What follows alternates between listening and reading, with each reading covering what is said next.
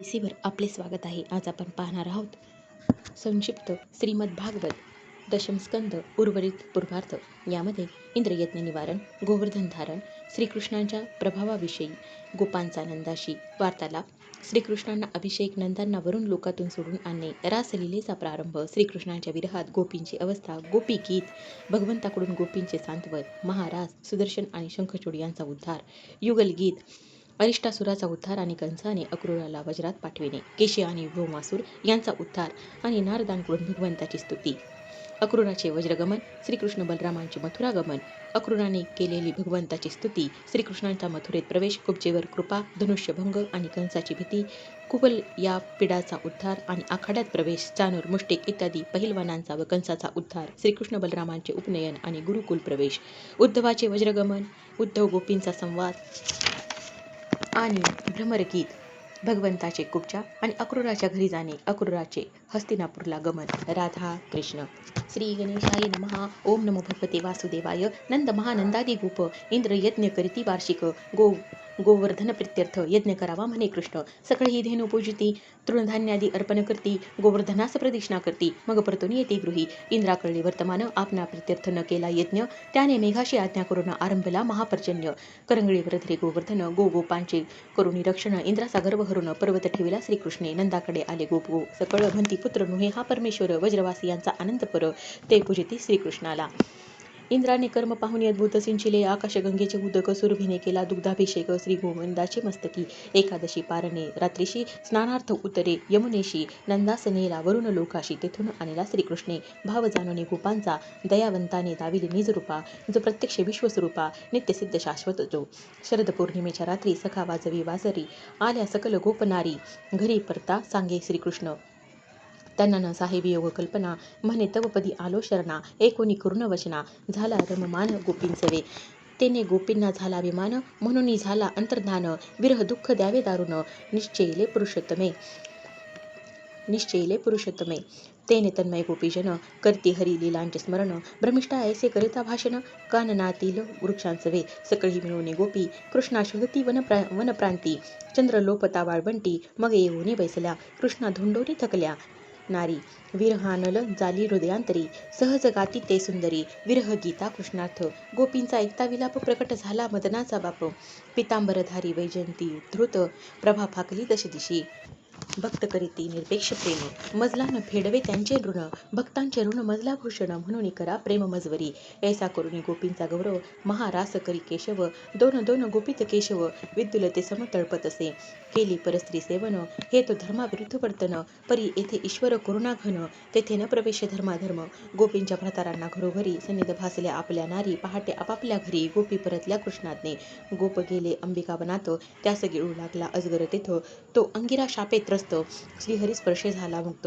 शंखचूड कुबेराचा सेवक, गोपीस घेऊन चाळता पळत, कृष्णे ठार मारुनी त्यास दिव्यमणी दिधला दादाशी, गोधन घेऊन चक्रपाणी, चाराव्या जाई दिवसावनी, वियोग विसराव्या विरहनी, मिळवणे गाती युगल गीत, श्यामल कांतीचा तो वनमाळी,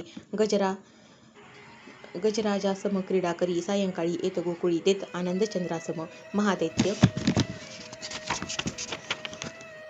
वृषभासुर येता कृष्णाचे अंगावर, प्राण घेई आपटोनी भूमीवर, अरिष्ट अनघे निरसले, कंसे पाचारले अक्रूरास, म्हणे आणावे रामकृष्णास, आमंत्रावै धनुर्यागास, बेत सांगितला विवाहाचा, अश्वरूपी केशी येत किंकाळ्याने गोकुळ भेबीत, श्रीहरी हात घाली तया मुखात, श्वास कोंडून मेला तो, व्योमासुर मिसळी लपंडावास, चोरुनी लपवी बालकास, कृष्णे बळीची धरुणी त्यास, गळा दाबुनी मारले, अक्रूर येता गोकुळात, रामकृष्णास घाली दंडवत, भाव ओळखुनी हृदयात, तया आलिंगी श्री अच्युत.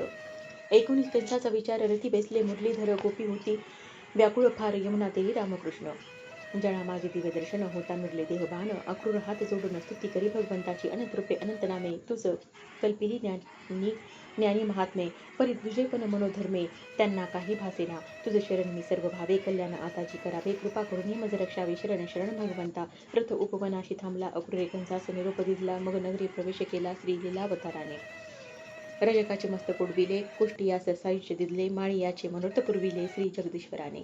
वाटी चालता भेटली त्रिवक्रा, तिने उलट्या लाविता रामकृष्णा, कुब्जेचे शरीर झाले समाग, कृपा करिता गोपाळे. धनुष्य वाटी चालता भेटली त्रिवक्रा, तिने उट्या लाविता रामकृष्णा. कुब्जेचे शरीर झाले समा, कृपा करिता गोपाळे. धनुष्य घेऊन हातात भगवंते मोडले, क्षणात कंसाने होऊन भयभीत मल्लोत्सव प्रारंभला. कुवलया पीड हत्तीला, माहुताने कृष्णावरी घातला, माहुत व हत्ती निर्दाळीला, गजदंते श्रीहरीने. चाणूर म्हणे रामकृष्णाशी, कृष्णा तू खेळावे मजशी, बलदेवे मुष्टिकाशी, मल्लयुद्ध खेळावे. मुष्टिक कुटास बलरामाने ठार केले ठोशाने, प्राण घेतले पद्मनाभाने. चाणूर शल तोषलाचे, श्रीहरीने कंसास वधूनी. स्वस्वारूप्य देवोनी, माता पिता मुक्त करून चरण वंदिले रामकृष्णे. हे माते हे पिता श्री ऐसे म्हणता, परमानंद वसुदेव देवकीचे चित्ता. नंद गोपास निरोप देता, जड अंत करणे ते गहिवरले. पाचारुनी गर्गाचार्य पुत्रांचे, द्विजोचित संस्कार कार्या. वेद कला आणि आर्या, शिकवी संदीपाने दोघांशी. गुरुपुत्र आणून पुरातून गुरुशी दिला गुरु दक्षिणा म्हणून. श्री गुरूंचे अनुमतीने जाण, मथुरेशी आले उत्तम श्लोक. उद्धवात्वा गोकुळी जावे, नंद यशोदेचे सांत्वन करावे. कृष्ण आठवण करतसे सांगावे, मनमस्का गोपींना. उद्धव येता नंदाघरी, मथुरेचे कुशल विचारी. गोकुळी येईल का श्रीहरी, नंद कुशे उद्धवाते. उद्धव बोले मधुर वचन, कृष्ण तुमचे करीत स्मरण. अभिष्ट पूर्वील येथे येऊन, परी हृदय नित्य जाणावा. गोपी पुसती उद्धवाशी, आम्ही आठवतो का कृष्णाशी. तव भ्रमर आला त्यांपाशी, गोपी गाती भ्रमर गीत. मी सर्वात्मक सर्वांठाई, माझी आठवण अंतरी पाही. माझा वियोग तुम्हाशी नाही, निरोप सांगे कृष्णाचा. संतोष होऊनी गोपींची मने, उद्धव आला मथुरा भुवने. देऊनी नंद यशोदा उपासने, वर्णे गोपी भक्ती श्रीकृष्णाची. कुब्जेच्या घरी जाऊन, तिची मनोकामना पुरवून, इच्छित वर देऊन उद्धवासह घरी आले. हित करण्या पांडवे, आपण हस्तिनापुरी जावे, खुशाली जाऊन यावे. अक्रूरा सांगी श्रीकृष्ण, पांडवांचा पाहुनी प्रभाव. धृतराष्ट्रा दिला किती वैरभाव, कुंती विदुर निवेदी मनोभाव. अक्रूरास हस्तिनापुरी, अक्रूर सांगे श्रीकृष्णाशी, पुत्रांप्रती अमितवत्व धृतराष्ट्राशी. तेने हितोपदेश न रुचे तयाशी, दुस्पाश करते पांडवांचा. इति श्री गुरु माऊली विरचित श्री संक्षिप्त श्रीमद्भागवत महापुराणे 11 अध्याय. श्रीकृष्ण अर्पणमस्तु. राधे कृष्ण.